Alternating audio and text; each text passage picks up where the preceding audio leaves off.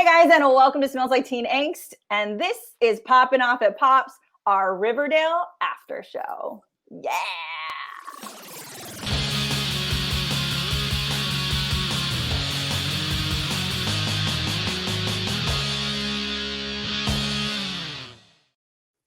Hello, ladies. Welcome to our first episode of Poppin Off At Pops.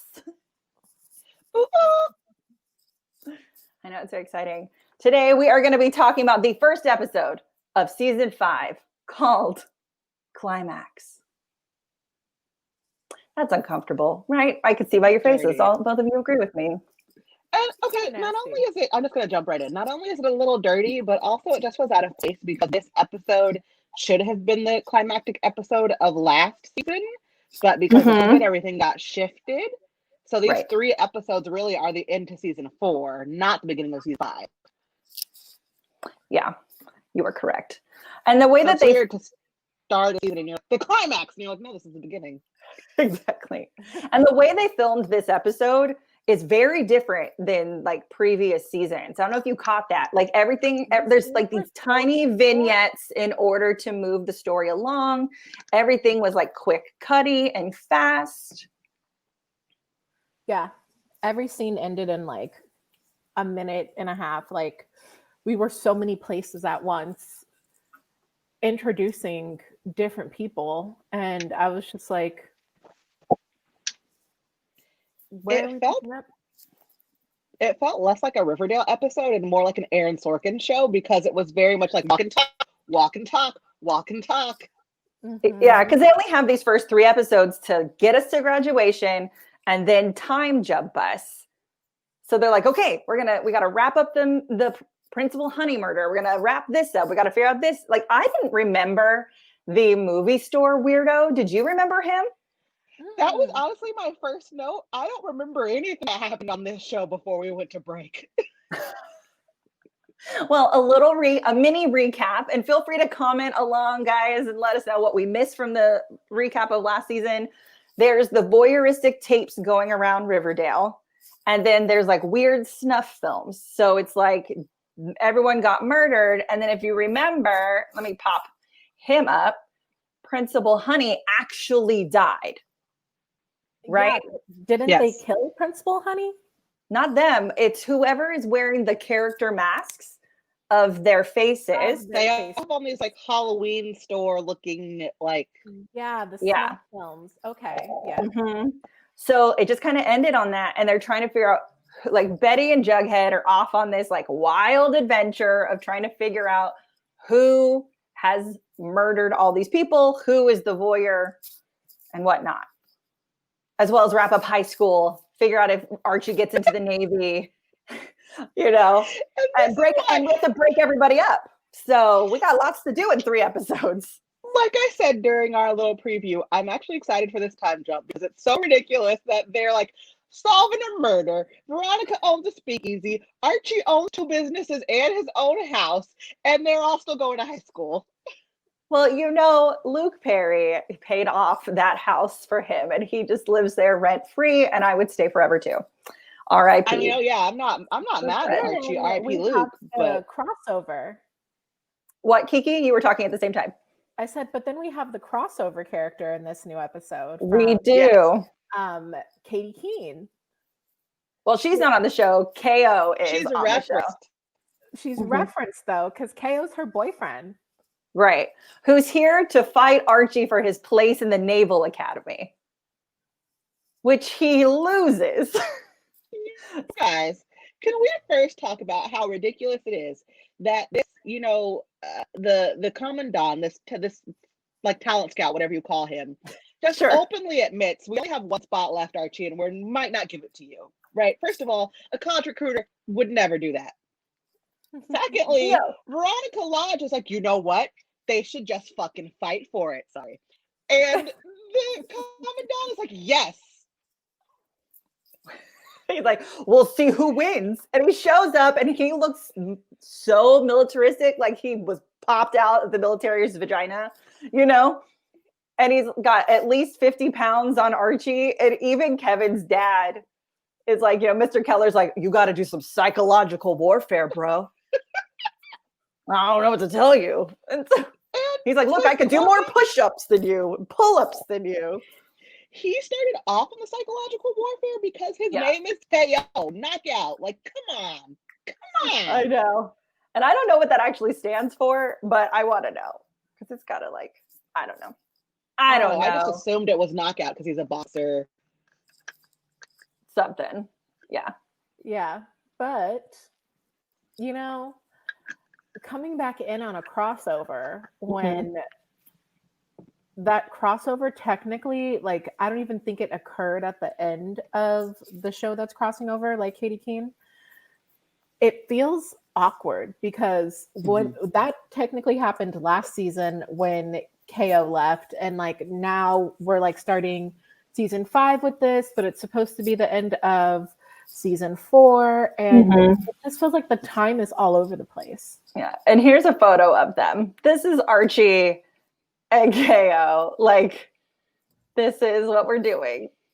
Look at how little Fighting he is. for college admittance. Fighting for naval college admittance. Like, okay. But on top of that, sure, Dan. On top of that, we also have like Hiram Lodge, who is apparently magically healing because he's beating up people in the darkness of the alleyways. Okay, I'm not even gonna lie. You see that quick flash? It was a quick flash, but I was sitting there and I'm like, what was he sick from and who was he fighting? Can somebody explain this to me? It's like some neurodegenerative disease that I cannot remember the name of. And I honestly never even thought he was really sick.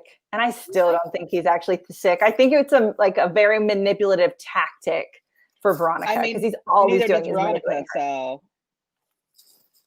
like father, like daughter. So, you know, we've got that. I was like, I don't think he was sick. I was like, my note is new workout routine is beating the shit out of people. Also, randomly, my fear is that they're going to go like the witchcraft route again, like they did with the Gargoyle King, and make it like, oh, well, Hiram is getting better because of like sacrificing people or something stupid like that. Like, I just, the Gargoyle thing really took a toll on me with this show, and I'm really happy when it ended. Me too. And I just don't want to go back down these lanes, Riverdale. No, I don't either. And we got to figure out, and hopefully we wrap it up, but we don't cliffhang this weird voyeur thing that's been going on. You know, we've got this episode ends, just to jump ahead a little bit, with like Jughead having this conversation about the final straw, right? So the tape that Archie's watching is the final straw, and it's of him back at Pops. What up, Poppin Off At Pops? You know, with the guy who comes to shoot him and then actually shoots his dad. Remember that from like a couple seasons ago? Which I do, but I do think that would be the final straw, because when Jughead was like, the final straw, and I was like, oh, this is foreshadowing. And then Archie puts the tape in, and I was like, what's going to be on this tape? When they got to it, and it was him at Pops, like before his father's murder, I was like, if anything's going to make Archie rampage, it will be this. This is what's really going to set Archie off and go find out who is screwing him. Yeah, I can absolutely see that, because his dad means everything to him, and this is not something you mess with when it comes to Archie as a character, for sure. Can we take a moment to talk about Veronica wanting Archie to sing her a song, and then she has a moment in the speakeasy where she sings this song. And normally I don't love when they have her sing. It bothers me a lot. But in this moment, I was like, did she know about this? And then you realize later that she did not. And it was not a vicious, backhanded moment. It was actually a genuine expression of love. She finds a song in Archie's bedroom at the very beginning of the episode. And she's like, Archie, this is a great song. I would love if you get back into music. And Archie is like, no, Veronica, put this in the garbage. And she doesn't put it in the garbage. She steals it. She sings it. Everybody at the table is so uncomfortable because they know what's going on and she doesn't. And it comes out that Archie wrote this song about Betty. Oh, God. I was just like, this is Betty's song. And the way they interchanged the photos, like, or the photos, the image of that moment when he is singing the song to Betty last season to now. And he's just like, and Betty's like, the like And Jughead's looking at both of them like, what a lovely little number. Both clueless AF. And then this is what I've been sitting here waiting to see how everyone breaks up, because we've learned from Veronica's married, Jughead gets a new girlfriend. These castings have come out, how everyone breaks up. And this is the catalyst because they're at prom. And Archie is Archie, and he can't lie to his love in her ugly dress. Tells her the truth. And her ugly dress. Okay, but aside from that, we always knew when we watched this show from the very beginning, it was going to be Archie and Betty, I mean, that's where I stand too. It's fine. So that's the whole, as a fan of the comic books, even going back to like the 25-cent ones that you got when you were a kid, that's the whole crux of the thing. Is it going to be Archie and Betty or Archie and Veronica? And they go back and forth. So they had to go back at one point. Yeah, but I just feel like, is this the right way to go back? Like, it was better when they were cheating, and then I was like, oh, someone's gonna find out. But then like a song, like of all the things, a song. Well, it's this. Go ahead. The part that I hated the most wasn't just the song, and it wasn't just that he comes clean. It's that Veronica says, well, now I need to break up with you, but I'm not going to do it and ruin graduation or the prom. So we'll just be pretend boyfriend and girlfriend for another 2 weeks, and then we'll break up for real. Yeah, and I appreciate, it's not just the song that was the catalyst, right? So it's also Veronica saying that she's going to put off going to college for a year for him. And he's like, no, I don't even feel, I no longer feel like we're endgame. So part of me appreciates what Archie did in coming clean instead of holding her back, because she would have done it because she's done. Can we talk about how cringy it was when the parents were taking photos and they go, instead of saying, do you go stay in game? I wanted to die. Oh God. Like this photo right here. Yeah. Okay. And like stay this photo game. right here. Stay endgame. No. I know. But even KO was like, you and Veronica are endgame, right? And he's just like, I just feel like I hold her back all the time. Can we also sorry, go ahead, Keiki, because what I'm going to say is going to stir the pot.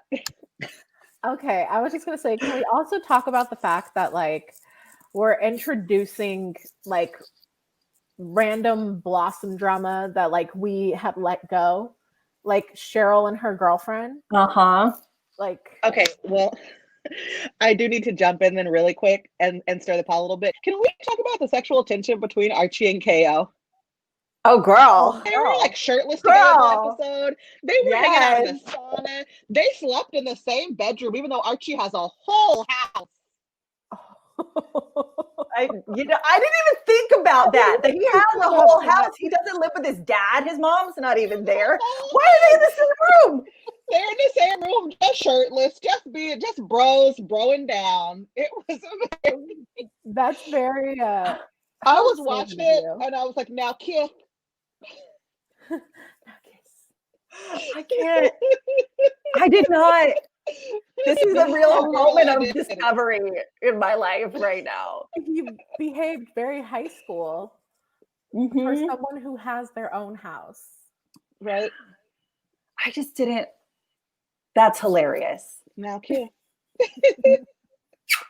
I wish I had a kissy video.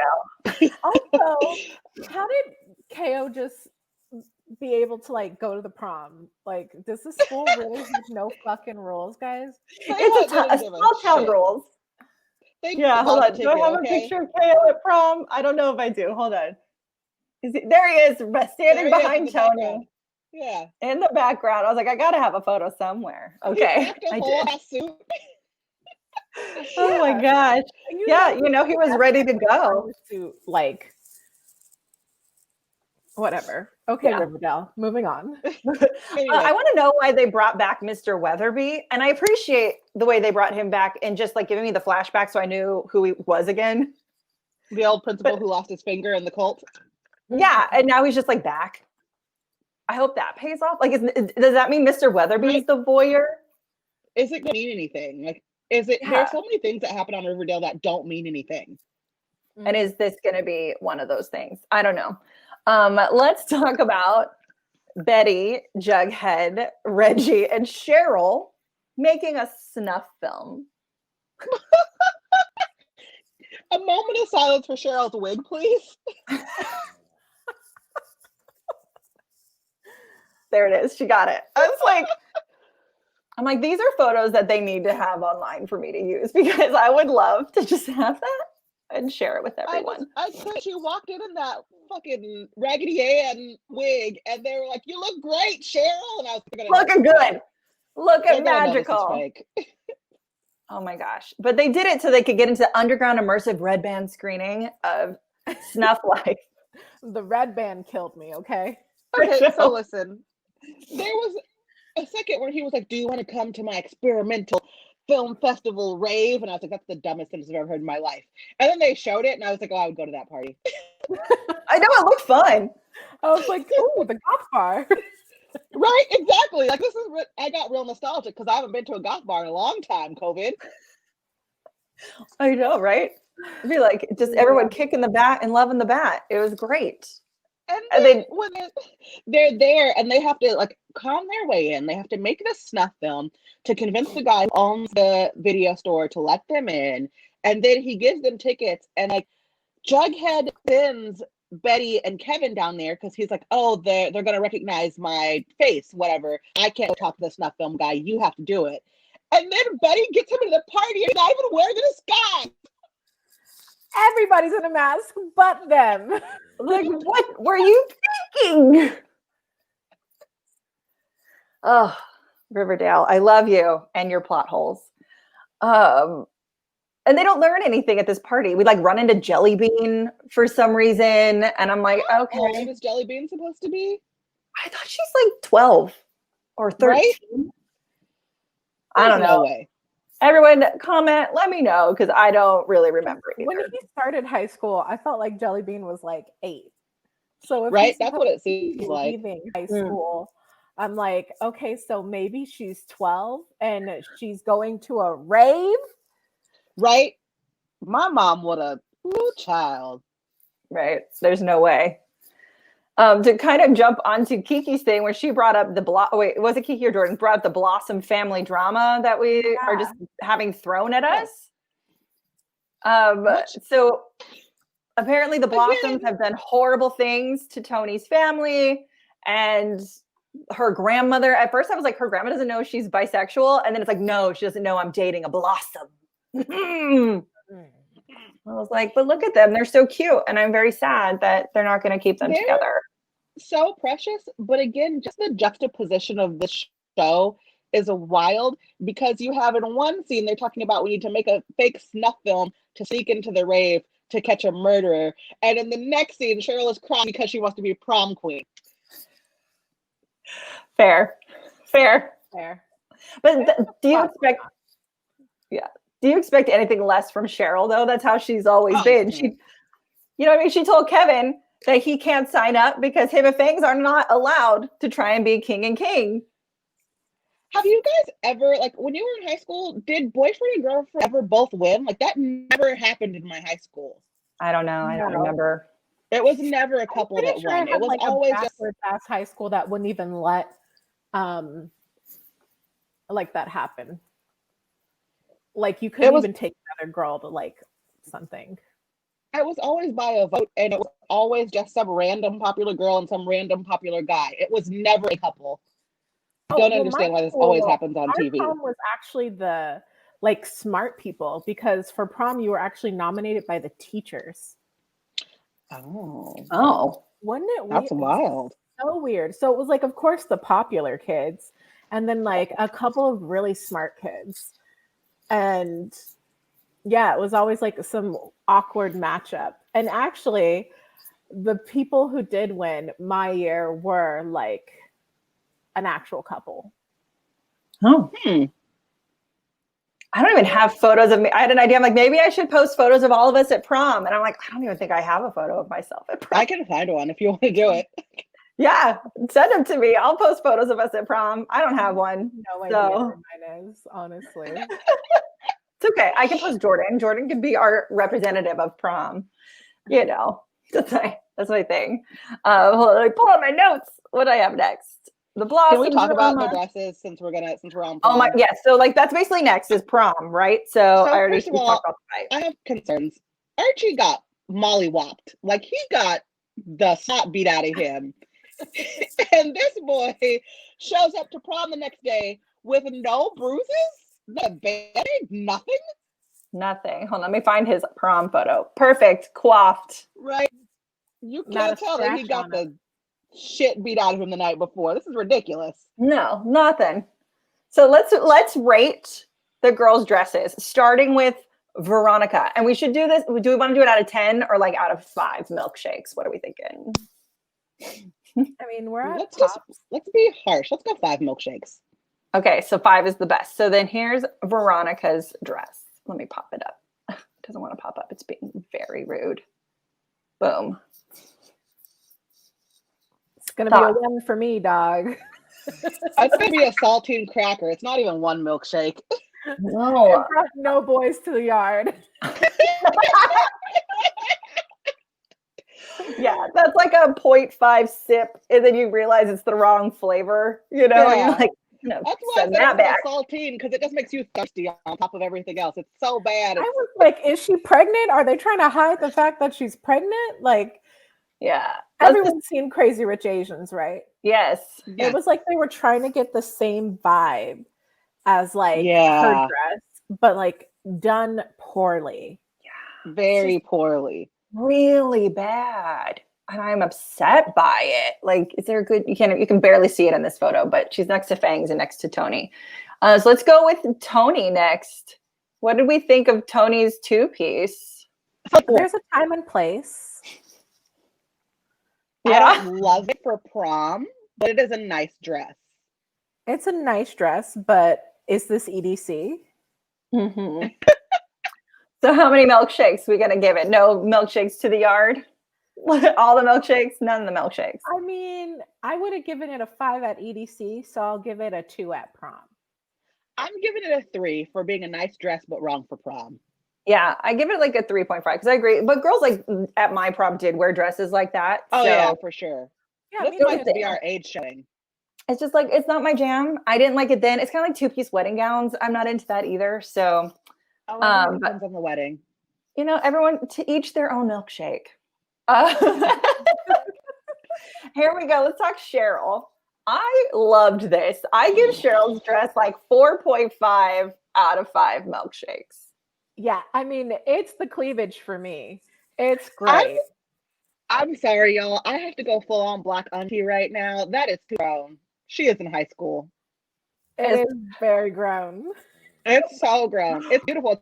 It's probably my favorite out of the dresses. It's probably the one that I would wear in real life, but I'm also in my 30s, y'all. Mm-hmm. Very true. So what's your milkshake rating? I don't know. It's low girl, get in the house and put on the clothes. I gave 4.5. So you got to give it what? You got to give it something. Oh God, I'm gonna give it a 3 again because it's a great dress, but it's too grown. All right, titties away, girl. All right. So then, my favorite dress. We're moving on to Betty. They have terrible pictures of this dress, but I absolutely loved it. I give this thing a 5 out of 5 milkshakes of glory. Absolutely. Stunning color, stunning shape. It was tasteful in the boobage area. Right. You know? It's beautiful. It's age appropriate. Oh, I love a little blush pink. I don't like the color. I do think it's very like Paulo Sebastian. I don't know if you've seen any stuff. He did like the Elsa dress. Mm-hmm. So I love all like the applique. It's very like delicate and very Betty and like would be great for prom. But her skin's too pink to be in pink. She's like so blonde. It reminded me of nude enough for me. It reminded me of the MAs that year when Taylor Swift performed Back to December and she was playing on the piano and she had on like that blushy colored dress. Mm-hmm. Yeah, I can see that too, I guess. I mean, I still liked it. Yeah. I feel like when I look at it, I get that it's a pinky color, but it looks like it's got more like a purple undertone, like a darker undertone. So to me, it doesn't look like she's naked, which I think like a lot of more pinky peachy dresses can do. And I don't see that on her. It was my favorite of all of them. Me too. And then honorable mention, these boys look fabulous. They do. Amazing. I love a good oxblood suit. Yeah, Kevin Love Banks a good killed Oxblood it. suit and the flowers, perfection. Perfection. They killed it. 5 out of 5 out of all the 5s. Also, can we talk about, I said earlier that maybe our age was showing when we were saying that we didn't like Tony dress for prom. I really felt my age so during this prom scene because they're playing all these like 90s songs, like Six Fifths Now the Richer and Mazzy Star. And I'm like, why are they in the 90s right now? And then it hit me that like those are now classics. They're vintage. But also this show doesn't really have a time frame. No, So it doesn't. It's very anachronistic. it could actually be music of the era and the time that we're in Riverdale. They've never actually time stamped when we are. No, and sometimes it drives me crazy because they have cell phones, but they're also like playing VHSs. Right. Yeah. Who still owns a VHS? It's all good. So the cliffhanger of the episode, Archie and Veronica break up, right? So that Archie's got an offer to be deputy mayor at 19 years old. Right, because Hiram, whatever. Hiram overhears why Veronica and Archie are breaking up. And we all know Hiram likes to take action into his own hands a lot. Tony and Cheryl are breaking up. And then, Archie gets that video. So we've got a lot that's going to happen over the next, 3 episodes. We have 2 left, right? We have 2 before the time jump. Oh, 2. So. Yeah, this one included. So 2 episodes. Yeah. So I'm guessing that next episode will be graduation and the episode of that will be summer. And then. Well, let me tell you, the next episode is called The Preppy Murders. And then the next one after that is graduation. So we've got 2 more before actual graduation. And then the first time jump episode is called Purgatory. And then The Homecoming. And that's what's on the books at the moment as far as episodes to come. I know. I can't really guess much from the names. Yeah, I got nothing. Graduation. Do you think it's going to come out about Archie and Betty? Do you think Archie's going to throw some Hail Mary at Betty, getting her to love him and leave Jughead? How are they going to break them up is my biggest thing. Because Veronica also is not good at keeping secrets. And Veronica said that she did want to break them up so she wouldn't say anything, but she's not good at keeping secrets. I also feel like Hiram is a messy bitch, so Hiram might say something. Oh, for sure. I can't wait to see what Hiram's next con is, since it clearly seems like he's going to stay alive. So whenever Veronica returns back after this jump, it's going to be daddy drama still. And he's alive. We know he's still going to be there in 7 years. So we'll just see what happens, ladies. I'm excited to have you on this journey. Is there anything else you wanted to talk about that we missed?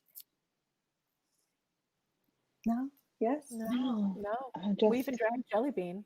Sorry. Well, I know. We've been... Poor Jelly Belly. Did they recast Jellybean? Have they announced that?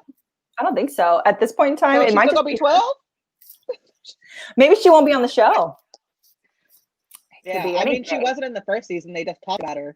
So we'll see. Yeah, who knows? We got so much that's going to happen in season 5. Yeah. All right. So I guess I'll get us out of this. So that's our first episode of Poppin Off At Pops. Huzzah. Everyone, make sure that you We did it. Yay.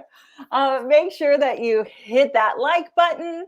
Subscribe to this channel, comment along. We love talking about this show. Send us your theories and we will absolutely respond to you. Until next week, we'll see you then. Bye. Bye. I just didn't say it.